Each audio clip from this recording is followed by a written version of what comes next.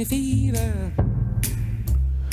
Señoras y señores, regresamos a este momento de nuestro programa agradeciendo la compañía y la sintonía y tomando un fantasma del pasado que vuelve con horrorosa potencia. Los sucesos del 31 de marzo, 1 de abril de 2017. La enmienda de sangre de Horacio Cartes, que logró salvar la situación para excluirse a sí mismo y a los del círculo de responsabilidad de quienes operaron en aquella noche todas las violencias que costaron lesiones importantes, que costaron vidas humanas, vejámenes y situaciones que pusieron a Paraguay en la marquesina de la noticia mundial de la peor manera posible. Hoy la sustanciación del juicio oral y público al único imputado de la causa, al suboficial Gustavo Florentín, devuelve cierta crudeza y cierta realidad a la situación. Vamos a ir hasta el momento en el cual Florentín, que hay que recordar que estaba con medidas alternativas a la prisión, había estado tiempo atrás, mucho tiempo atrás, preso en la agrupación especializada de la policía. Transcurrido un determinado plazo y todavía estando en proceso su complicado caso, complicado por la impunidad cartista como un norte de la justicia, lo tuvieron que soltar bajo ciertas reglas, que incumplió porque fue detenido en la ciudad de Areguá con armas pesadas y con indicios de formar parte de una banda de delincuentes comunes. De hecho, era un delincuente común con uniforme, no tan común, pero delincuente al fin. Un delincuente formado en las filas policiales.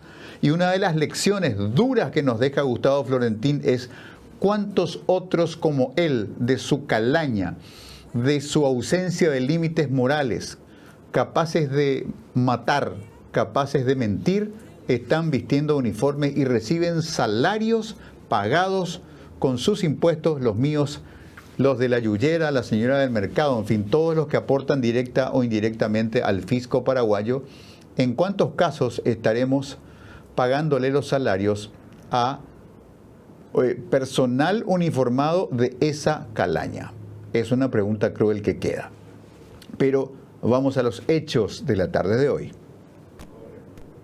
Dentro del Congreso se estaba tratando la reelección.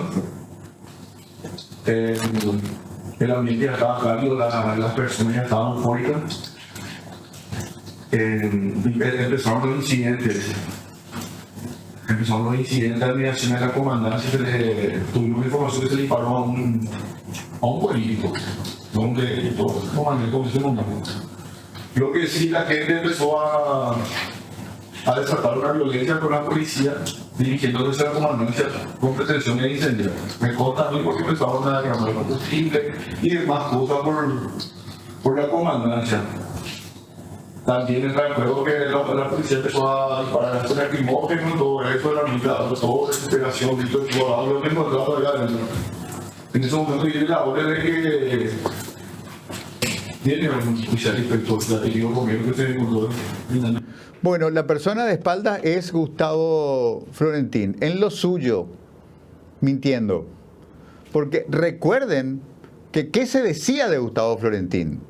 Se decía que Gustavo Florentín estaba detenido en la comandancia de la policía y que cuando escuchó que en la tarde de ese 31 de marzo hubo un ñembocapú, se le hirvió la sangre, escapó de su lugar de detención, engañó al armero que le entregó armas y municiones y él se fue a echar tiros a la plaza.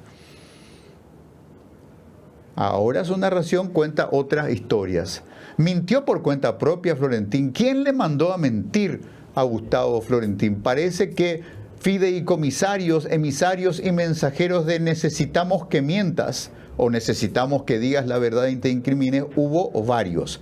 Esta es, señoras y señores, la revelación del día. ¿Te ratificás en todo lo que dijiste, la responsabilidad de Lorenzo Lescano, lo que te dijo a vos? Disculpe, la pregunta cuál ¿Te fue. ofreció dinero, decía el exministro? Sí, tal cual mi testimonio. ¿Cuánto te ofreció, Gustavo? ¿Cuánto te ofreció? 120 millones me ofreció. Para declararte Para culpable. que te inculpes. Para que acepten de la prensa y de la sociedad que yo fui el que hizo el ¿Por qué no aceptaste, Gustavo? ¿Por qué no aceptaste? No, y si sabía que te iba a ser el resultado igual para el Ministerio Público, hay que trasladarle. Pero 25 años. ¿Lo pensaste en algún momento? ¿Te volvió a insistir con esa propuesta o no? ¿Te volvió a hacer llegar esa propuesta? Ahora. No sé, seguramente está escondido. Me sorprende el pedido de 25 años. Me sorprende. Ahí está, Gustavo Florentín. Y aquí, amigos y amigas, tenemos que hacer un ejercicio de responsabilidad conjunto. Tenemos que ejercitar la memoria y recordar que en esa noche y madrugada, esa curiosa dualidad en nuestras fechas, ¿verdad? 14 y 15 de mayo, 2 y 3 de febrero, y en este caso 31 de marzo, 1 de abril de 2017. En esa noche y madrugada, ministro del Interior era Tadeo Rojas, viceministro era Ariel Martínez. De manera que cuando se alude al viceministro que le hizo una oferta por la inculpación de Gustavo Florentín, ya es el que le toma la posta a Ariel Martínez y es el actual fiscal Lorenzo Lescano, el de los Lalo Chats. Eso hay que consignarlo. Se habla acá de Lorenzo Lescano ofreciéndole dinero a Gustavo Florentín para que admita la verdad de los hechos. Bueno, vamos a dialogar con el exdiputado nacional Edgar Acosta, una persona cuya vida cambia en la tarde del 31 de marzo de 2017, cuando también por obra y gracia de los escopeteros de las tropas de choque de la Policía Nacional recibe un impacto de la que se supone es un arma no letal en plena cara, llevándolo al diputado Acosta por un laberinto donde caminó en la cornisa que separa la vida de la muerte muchas veces, y después de innúmeras cirugías y digamos de situaciones de mucho dolor físico, se logró, digamos, una reconstrucción de la caja maxilar y de la parte epitelial externa de su rostro en un proceso que duró años. Y que en ese proceso, yo quiero recoger eso casi como una postal para saludarlo al diputado Acosta, ha sido y sigue siendo una persona que no tiene una pizca de rencor en su corazón.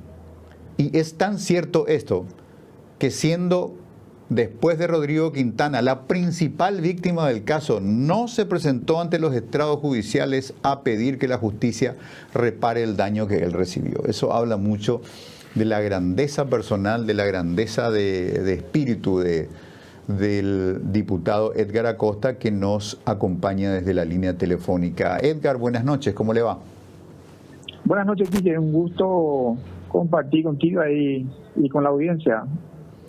Bueno, como le decía Edgar en nuestra conversación por mensajes esta tarde para concertar esta entrevista, es conocida la posición suya de no litigar, pero hay que ser soldados de la verdad. Una verdad histórica debe emerger, se la debemos a la víctima fatal, se la debemos a usted y se la debemos a la República, que haya un registro histórico nítido de lo que pasó en aquellas horas tan fuertes.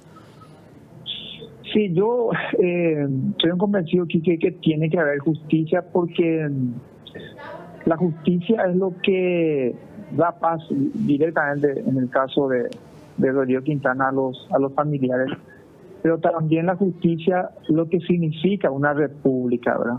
O sea, la ley es lo que, las normativas que rigen en nuestro país es lo que nos iguala a todos, ¿verdad? Y el Estado de Derecho, eso es lo que nos garantiza. Entonces, cuando hay justicia, después de una investigación profunda, por supuesto, ¿verdad? Involucrando a todos los actores que pudieron haber intervenido, eso es lo que al menos mi mi entendimiento como un paraguayo que quiere lo mejor para su país entiende, ¿verdad? O sea, la justicia donde efectivamente la fortaleza, en este caso el Ministerio Público y del Poder Judicial, cuando haya una condena o si se profundiza, se cumpla a cabalidad, no ya por una cuestión particular de Río Quintana o de la cosa, sino por el bien del país, ¿verdad? O sea, bien lo dijiste, en mi caso particular no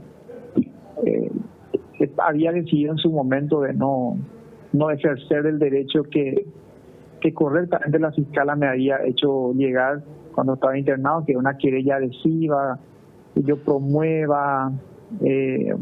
Había decidido por dos motivos. Uno es priorizar la recuperación, digamos, física, también emocional, concentrarme en la recuperación. Y en segundo lugar era de que al estar ya el Ministerio Público en acción, yo decía, la Fiscalía, pues yo soy una persona que trato de creer en la institución, ya estaba, entonces yo decía, bueno, se va a acatar el resultado que haya de la investigación, y porque dos motivos a mí, era una cuestión, digamos, de justicia, y muchas veces lo que algunos, que yo no les juzgo a la persona que me escribió en ese entonces, me decía, por una cuestión tipo de pasar la factura a la persona que me hizo daño a mí, no solamente a mí, sino a mi familia. Yo respondía, ya no tenía rencor, yo soy una persona que no, me conocen lo que no tengo, entonces no lo ejercí de esa manera y tampoco lo ejercí desde el punto de vista de la querella porque ya estaba la fiscalía. Tampoco quise ejercer el derecho que me asistía, porque me habían hablado abogados especializados en la materia, de hacer una demanda al Estado para cobrar resarcimiento. Pero sí, cuando aparecen estos hechos nuevos como el de la fecha, cuando el señor Florentín está explicando en un juicio oral, se supone que en un juicio oral hay un juramento de decir la verdad.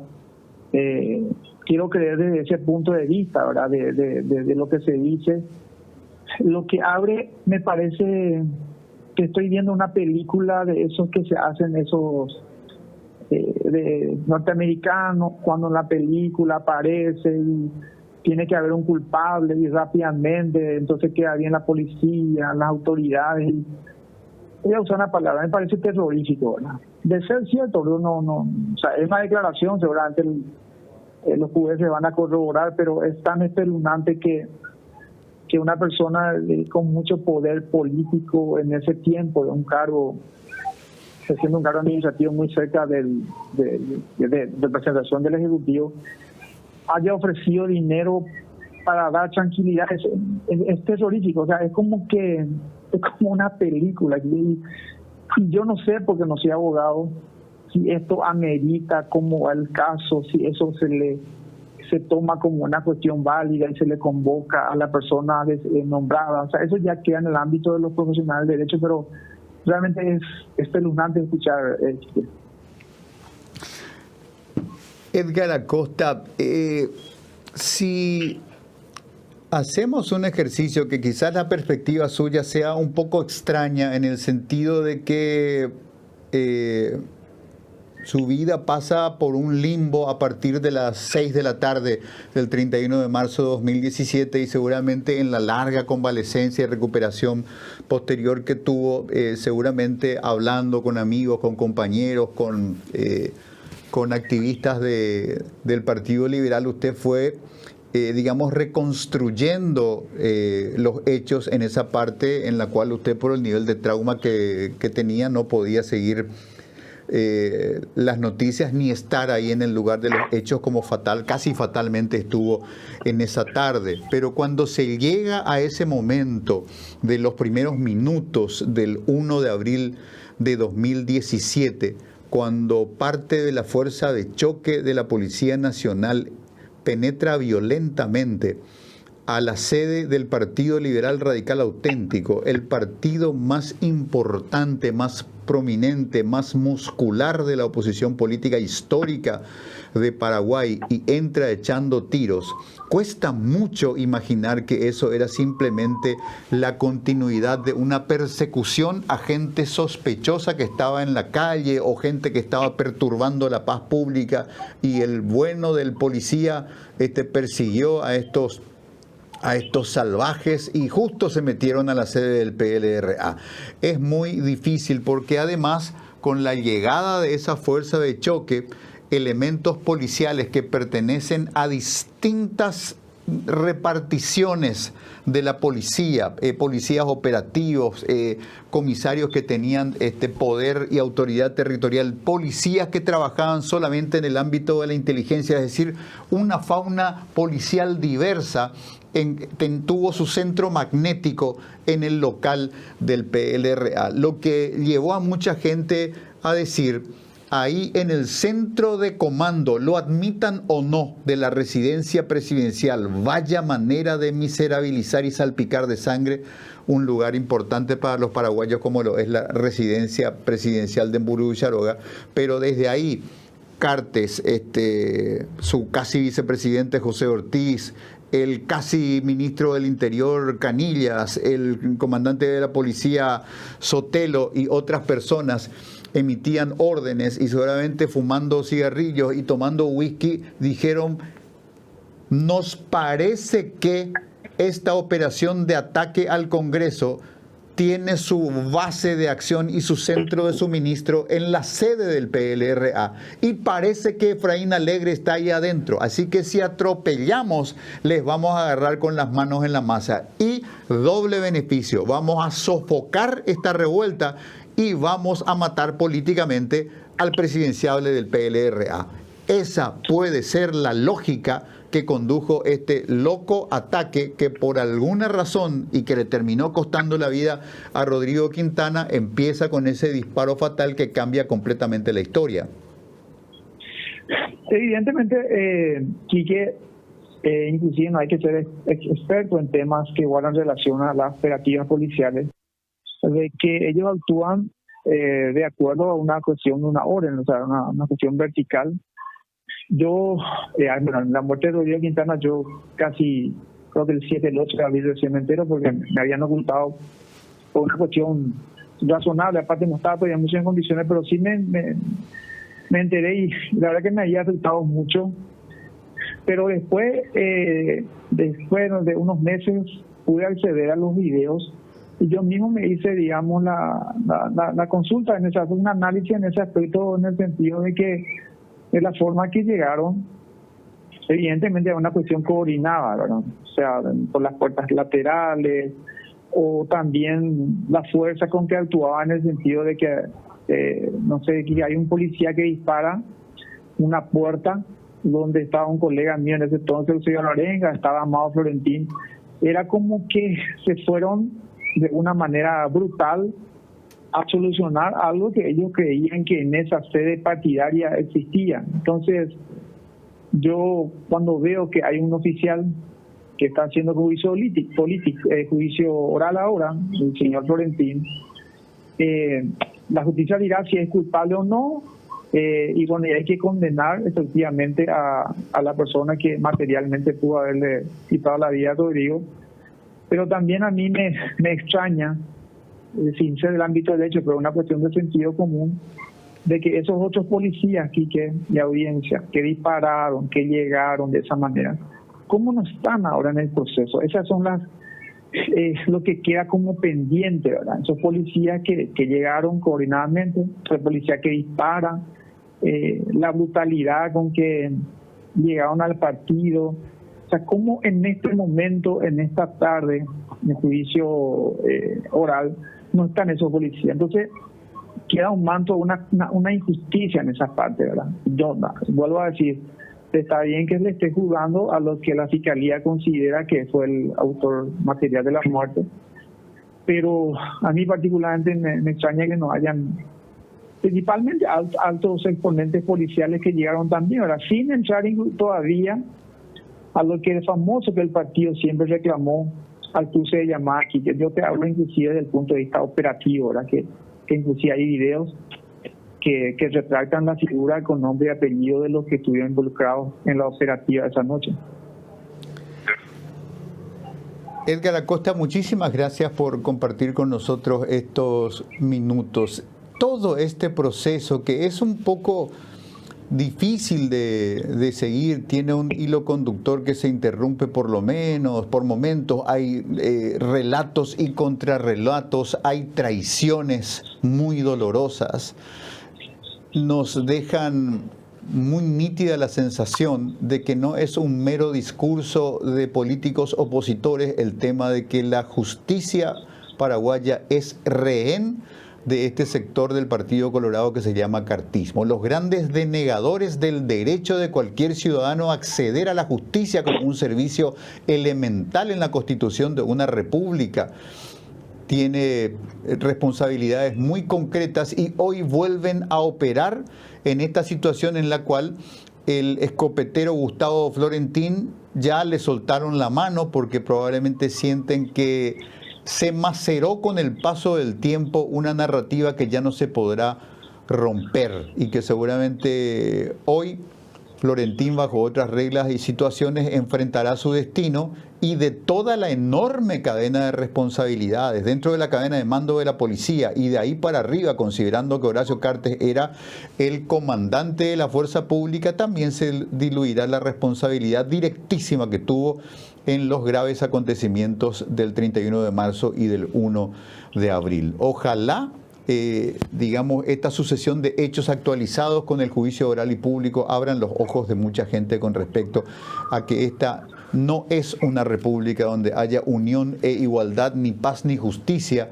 mientras haya una mafia colorada que se apodera y prostituye a la justicia, obligándolo a estos lamentables espectáculos donde se simula un juicio para ocultar la responsabilidad de quienes realmente deberían estar en el banquillo de los acusados. Gracias, querido Edgar Acosta. Gracias, Kiki, por la oportunidad. Saludos a la audiencia. Edgar Acosta, ex diputado nacional del Partido Liberal Radical Auténtico, persona que fue gravemente herida con un disparo de balines de goma a muy corta distancia en una refriega en la calle en la tarde del 31 de marzo, cuando el cartismo estaba tratando de impulsar a sangre y fuego efectivamente una enmienda constitucional para permitir que Horacio Cartes continúe en el poder. Hacemos una pausa.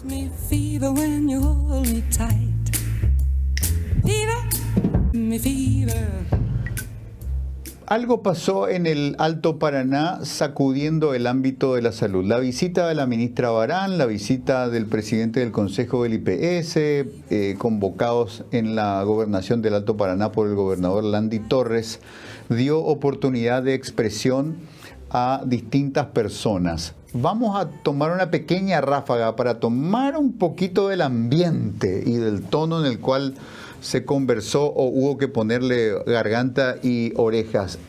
Vamos a escuchar a una ciudadana que se llama Rosita Medina, cantante y guitarrista, que le cantó las 40 ahí a las autoridades. Veamos y escuchemos.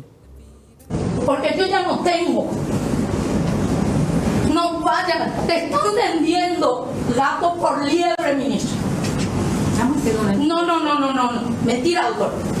No, mentira, doctora. Escúchame, doctor. Están pidiendo tu cabeza, doctora. La sociedad está pidiendo tu cabeza. Y yo siento por vos. Porque yo tengo referencia de usted como doctora, como médica. Así como lo hicieron por Bittinger. Yo te voy a contar cómo yo le llamar a Bittinger a las 2, las 3 de la mañana y que él me atiende. Y cierta persona, su teléfono está apagado para nosotros. Y sabes bien de quién te hablo, gobernador. Y me vas a disculpar, gobernador. Vos Bueno, aquí se mezcla lo social con lo político porque Rosita Medina es además una activista social que se declara colorada a muerte. Ama no me ve ese colorada, dijo en un momento dado. También le cupo participar a la doctora Idalia Medina, que ya nos acompaña en una comunicación Zoom, pero veamos un poquitito la intervención que tuvo la gremialista médica Idalia Medina, de mucho mérito. La recordamos con admiración, cariño y gratitud por su valiente participación en aquellos días de la pandemia. Por ejemplo, cuando Ciudad del Este pasó, el Alto Paraná pasó de la angustia de prácticamente no tener camas de terapia intensiva a tener un poco más de capacidad de atender a la pandemia, entre otras cosas por la valentía, firmeza y coraje personal de personas como Idalia Medina. Vamos a verla y escucharla un momentito. Agradezco, ministra, que nos haya recibido cuando supimos este convenio. Y en realidad ahora me preocupo más todavía cuando usted dice que se va a contratar médicos itinerantes, y yo no entendía eso. Pensé que eran los colegas médicos cirujanos, pero no se trata solamente de contratar cirujanos o anestesiólogos. ¿Quién después le va a cuidar a esos pacientes? Y son cirugías programadas oncológicas, no estamos hablando de las cirugías generales. Las cirugías generales sí tenemos 200, como 300 pacientes en lista de espera, pero eso es a nivel país. Las cirugías oncológicas son menos inclusive, porque así como le manifesté y le manifesté también al de redes y servicios en su momento cuando hablamos, esos pacientes nosotros seguimos operando en el hospital. Hoy en día en el hospital prácticamente los pacientes con cáncer de mama no esperan. Entonces, a mí me preocupa sobremanera otra vez esto, una vez más, ministra, que con eso creo que no se va a solucionar. Vamos a conversar ahora con la doctora Idalia Medina. Es interesante que se haya creado una oportunidad de exposición directa con las autoridades. El tono pudo haber sido exaltado y poco amable por momentos, pero siendo la salud pública una materia más sensible, tan sensible, más vale que hablemos con la verdad y tomemos la licencia del tono o del temperamento de cada persona. Lo importante es que seamos escuchados y que se pueda generar un registro colectivo que genere una agenda relevante que pueda ayudar a cerrar la brecha entre lo que la salud pública hoy ofrece y lo que debe ofrecer de manera ideal. Doctora Idalia Medina, buenas noches, ¿cómo le va? Hola, muy buenas noches, Quique, y muy buenas noches a toda la teleaudiencia también. Estoy un poco afónica. Después de tanta exposición. Ahora, doctora Idalia Medina, ¿dónde está y en qué situación se encuentra la salud pública en un departamento tan vibrante como el Alto Paraná?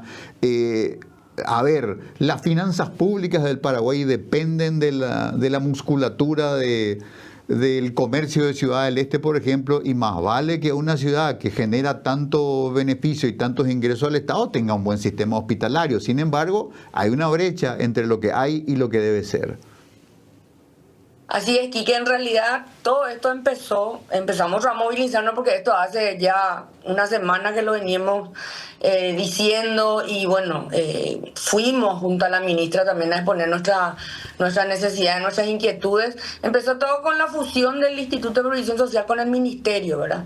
Es como que yo digo, esto va a ser un parche nomás ante todas las necesidades que tenemos y una vez más esto indicaba que se iba a postergar la construcción del Gran Hospital del Este, porque eso es el objetivo principal que tenemos, que se construya. Vemos que nuestros vecinos tienen sus hospitales que se está construyendo, Encarnación, Oviedo. Y nosotros, ¿por qué, Quique? ¿Verdad? ¿Por qué nosotros no estamos contando con...?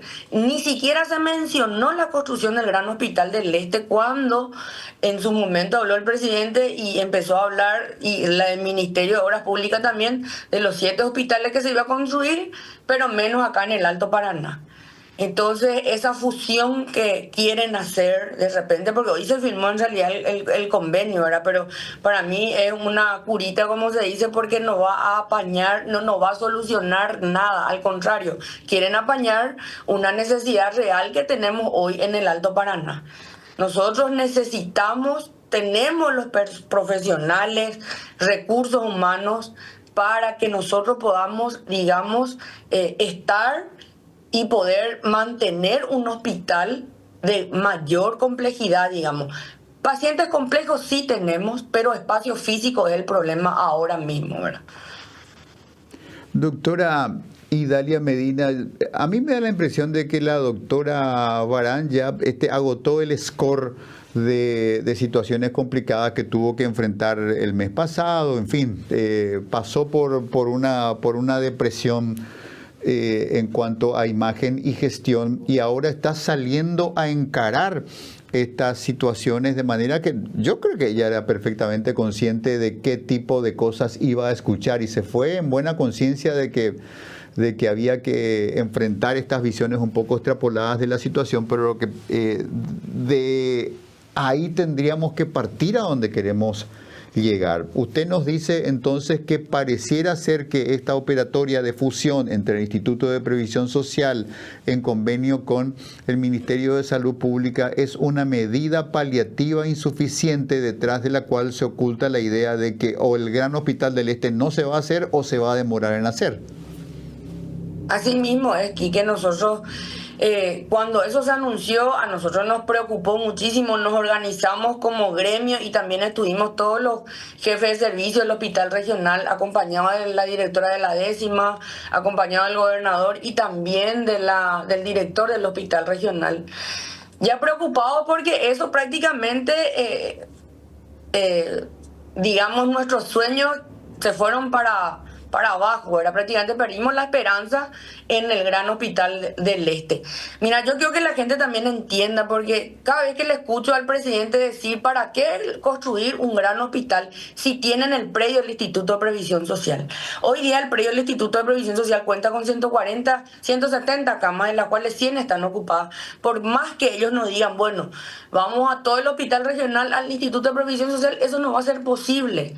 Es imposible mantener todos los servicios ya bien organizados que tenemos dentro del Hospital Regional de Ciudad del Este, ir al predio del Instituto de Previsión Social. Eso tampoco va a ser posible. Y tampoco podemos desmembrar los servicios. Eso le habíamos dicho a la ministra cuando nos fuimos a su despacho y cuando nos recibió, y yo creo que eso entendió ella, pero como esa fusión tenía que se tenía que firmar el convenio, es como que vinieron ahora que entendió que cirugía oncológica es algo muy complejo, no solamente está el paciente, está el familiar, está en la logística de enfermeros, médicos. Vos necesitas toda una infraestructura para que puedas llevar aparentemente un servicio pequeño, dicen, pero en realidad la envergadura que eso tiene, no tenían ni idea de lo que eso implicaba, ¿verdad?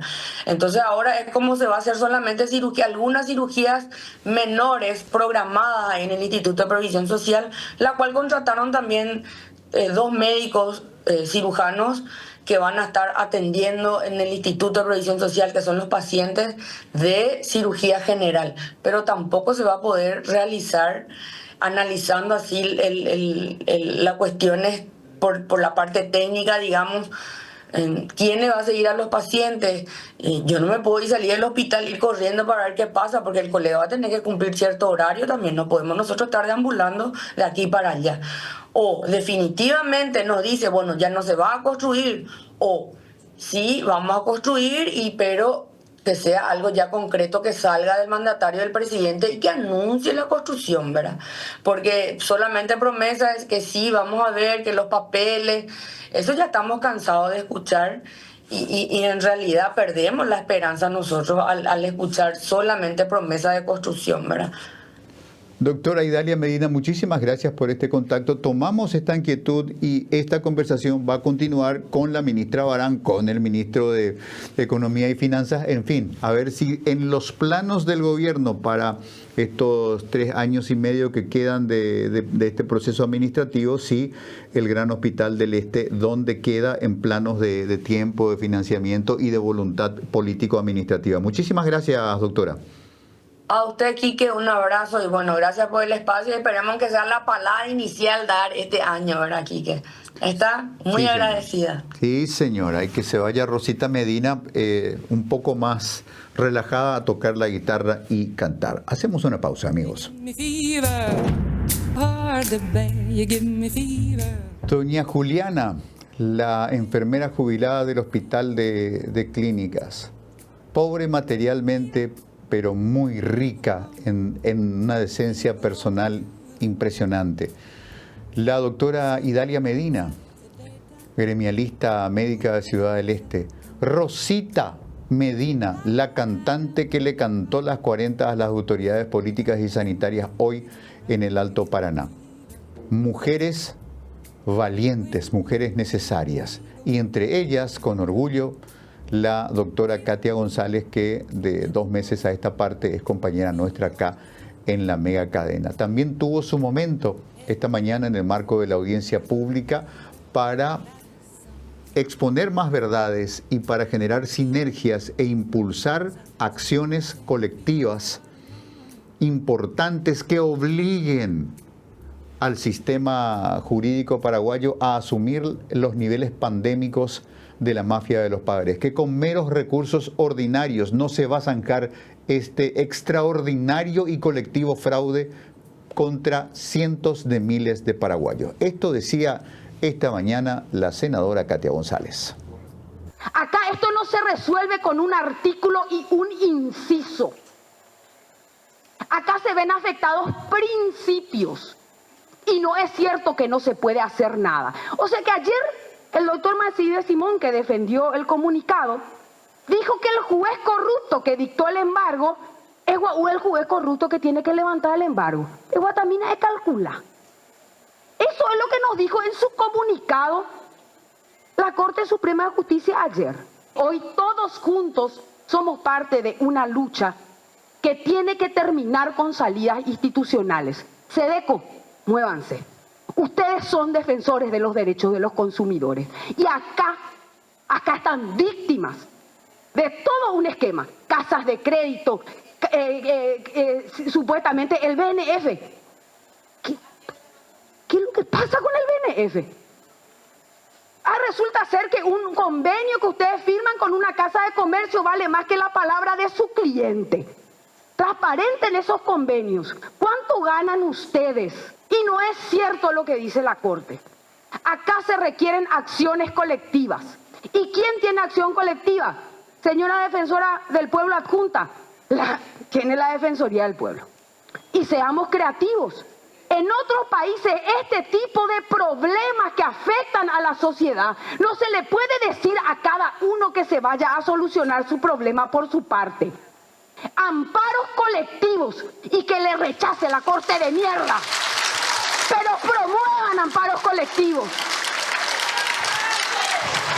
Amparos colectivos para defender los derechos de las víctimas y que la justicia de mierda rechace, pero prueben los amparos colectivos. Y eso se puede hacer, no es cierto que no se puede hacer, que nadie les diga que no se puede hacer, porque lo que está pasando no es justo. Y no puede ser que todo el mundo diga que así nomás tienen que ser las cosas. Prueben acciones colectivas, prueben acciones creativas y defiendan a gente que hoy en muchos de los casos ya no tienen que comer. Y esa es la verdad. Ahí está, a voz en cuello, con el grito en la garganta, la senadora Katia González convocando a una manera de expresarse que es a través de acciones colectivas. En la justicia de los Estados Unidos las class action son muy conocidas y algunas han sido muy exitosas. Por ejemplo, la acción colectiva de las víctimas del tabaco, por ejemplo, que lograron un multimillonario resarcimiento de parte de la industria del tabaco por los daños a la salud. Class action, acciones colectivas. Quizás ese sea el camino para representar a decenas o centenas de miles de víctimas de la mafia de los pagarés. Una mafia de los pagarés que, a despecho de que los pagarés solamente tienen una deficiencia mandatoria durante 4 años, hay pagarés del año 1999 que están en las carpetas que estos ilustres jueces de paz, juezas de paz, le están dando andamiento como si fueran documentos válidos. Señoras, señores, buenas noches. Muchas gracias. Captain Smith and Señoras, señores, buenas noches, bienvenidas, bienvenidos al tablero en Mega TV. El día de hoy, en la sede del Congreso Nacional, se registró una audiencia pública que permitió conectar a legisladores de la llamada bancada democrática con víctimas de la mafia de los pagares. Hubo que estar ahí, hubo que ver y escuchar dolorosos relatos que nos ponen en perspectiva acerca del impacto de esta enorme mafia que involucra desde ministros de la Corte hasta ujieres notificadores.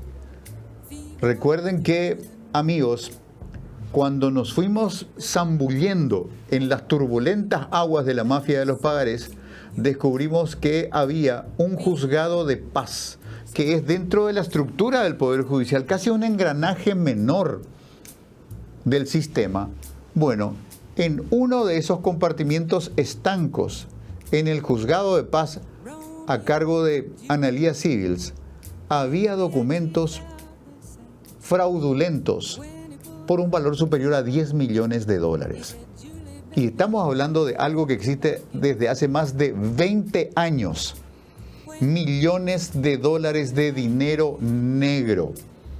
Y yo digo, amigos, ¿qué tal si le pedimos a estos buenos señores de la DENIT cruzar un poquito el in y el out de la economía de las casas de recuperación de crédito? Los Nexo, los Carsa y Anaconda y otras empresas de tan lindo y amable nombre para la recuperación de créditos. ¿Qué tanto le declaran al fisco si en un solo despacho judicial había documentos fraudulentos por un valor superior a $10 millones? Una de las víctimas subió al estrado y dejó estas palabras que nos tienen que golpear y luego nos tienen que movilizar. Veamos y escuchemos, por favor. Sala 10. Ya mucha gente me conoce porque he golpeado muchas puertas y doy gracias ante todo a Dios por haber puesto en el camino de las enfermeras del Hospital de Clínicas y de todo el país que estamos muertas económicamente por esta mafia que nos están dejando sin dinero. Muchas de nosotras estamos sin pasaje. Estamos sin poder comprar medicamento. En mi caso particular, porque las enfermeras del Hospital de Clínicas casi todos concuerdan con mi caso. Salí jubilada, gracias a Dios, 50. ¿Por qué digo 50? Porque la abogada Lourdes Rocío Aranda me había dado un documento el 30 de agosto del 2018 que yo ya no debía ni un guaraní al Amuclim fenecido en el 2016, de donde nosotros sacábamos provista, ropas usadas y esas cosas, sin firmar pagaré, sin firmar pagaré. A mí me da la grata sorpresa, noviembre del 2023, sin previo aviso, ni siquiera un mensajito de texto no me ha llegado. Me descuentan por un embargo que irónicamente me está haciendo una docente de la ciudad de Lambaré. Su nombre es Julia Mabel Rojas Acosta. Yo la llamaba en un principio abogada. No es abogada, es docente, lastimosamente. Me está embargando 41 millones de guaraníes con el asesoramiento de la misma abogada que a mí me dijo que ya no debía un guaraní, Lourdes Aranda. Bueno, ahí está el caso de Juliana, valiente, entera, muy golpeada, una jubilada, enfermera jubilada del Hospital de Clínicas, cuyo haber jubilatorio es de 3 millones de guaraníes, y la mafia de los pagares, sin que exista un pagaré que la señora haya firmado. le siguen descontando 1.400.000 guaraníes al mes, sobre 3 millones. La señora, como bien lo dice, con entereza, con mucha dignidad, tengo que elegir entre comer o comprar mis medicamentos. Y en realidad está haciendo mal las dos cosas. Ni come bien, ni se medica bien, por culpa de la mafia de los pagarés. Tenemos que levantarnos y ponernos todos de pie por estas personas sacrificadas, honradas, honestas, valientes, y por quienes, como nos decía anoche el abogado Juan Sosa Vareiro, ya están siendo demandadas pero no lo saben todavía. ¿Por qué? Por las famosas notificaciones voladoras. Porque las notificaciones voladoras son parte de este esquema mafioso del Poder Judicial paraguayo, donde, por ejemplo, no hay documentos a la vista. ¿Por qué no lo hay? Porque no necesitan. No necesitan. ¿Cuántas personas no narran la situación de me llamaron a reclamar una cuenta y yo dije, yo no le debo nada a nadie? Sí, nosotros tenemos acá su pagaré, muéstreme. Ah, no le podemos mostrar. ¿Por qué? Porque el pagaré no existe. El pagaré no existe. Son espectaculares estos bandidos. Hacen juicios ejecutivos por cobro de guaraníes y no presentan la documentación que respalda la denuncia. ¿Por qué? Porque la señora que firma y sella ahí, la señora jueza, es una cómplice más, y seguramente la cómplice le tributa a quien le puso en el cargo y a quienes son sus superiores jerárquicos ahí en los pisos de marfil, en los pisos altos del Poder Judicial. Esto está pasando, amigos, y requiere de una respuesta vigorosa de toda la gente. Tenemos que salir, tenemos que manifestarnos, tenemos que tumbar a la mafia de los pagarés. Buenas noches, bienvenidos. A vuelta de la pausa entramos en materia.